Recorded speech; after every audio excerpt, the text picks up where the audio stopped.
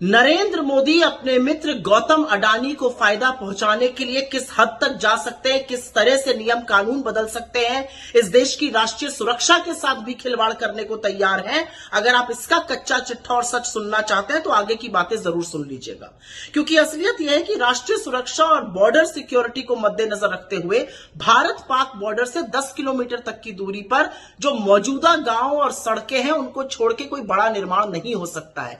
लेकिन असलियत यह भी है कि मोदी जी के परम मित्र गौतम अडानी आज की तारीख में पाकिस्तान बॉर्डर से महज 1 किलोमीटर की दूरी पर बड़े सोलर और विंड टर्बाइन प्लांट का निर्माण कर रहे हैं। असल में हुआ ऐसा कि एसईसीआई जो एक सरकारी कंपनी है, सेंट्रल गवर्नमेंट के अंदर आती है, solar energy corporation of India, जो कि रिन्यूएबल एनर्जी मंत्रालय के अंतर्गत आती है, उसको 23,000 हेक्टेयर की भूमि आवंटित करी थी गुजरात सरकार ने सोलर और विंड एनर्जी पर काम करने के लिए।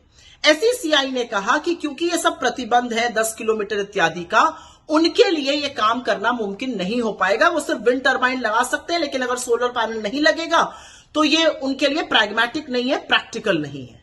बस फिर क्या था, गुजरात से चिट्ठी लिखनी शुरू हुई प्रधानमंत्री कार्यालय पर और बोला गया कि रक्षा मंत्रालय से मिलकर इस मुद्दे को उठाया जाए और इसका समाधान निकाला जाए।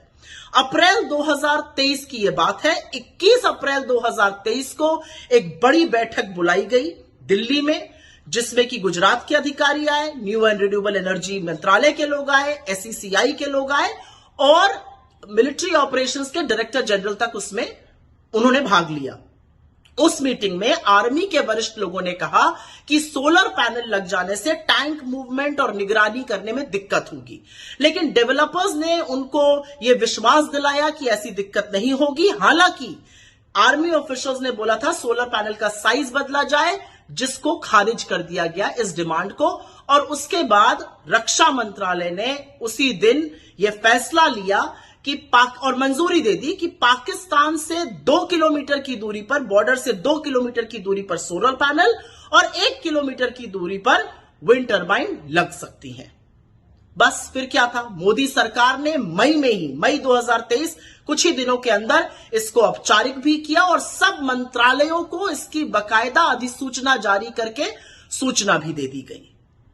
लेकिन कमाल की बात यह है कि जिस एसईसीआई ने solar energy corporation of India, जो सरकारी कंपनी थी, जिसको 23,000 हेक्टेयर जमीन मिली थी, जिसने इतनी सारी दिक्कतें बताई थी, उसने एकाएक 3 महीने बाद वो जमीन गुजरात सरकार को सरेंडर कर दी, गुजरात सरकार को वापस कर दी।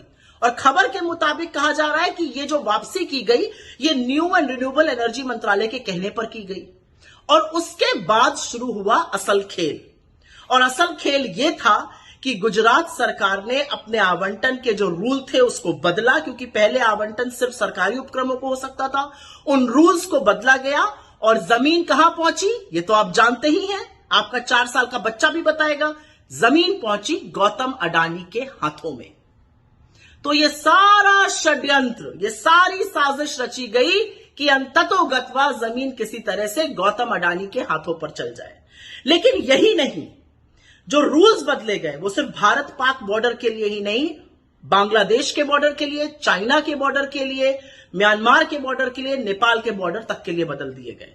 लेकिन असलियत यह है कि इतनी बड़ी साजिश रची गई, पूरी साठगांठ हुई मोदी की केंद्र सरकार की, बीजेपी की गुजरात सरकार की, नियम बदले गए, नियम कानून ताक पे रखे गए और हमारी भूभागीय अखंडता के साथ खिलवाड़ करते हुए यह फैसला लिया गया।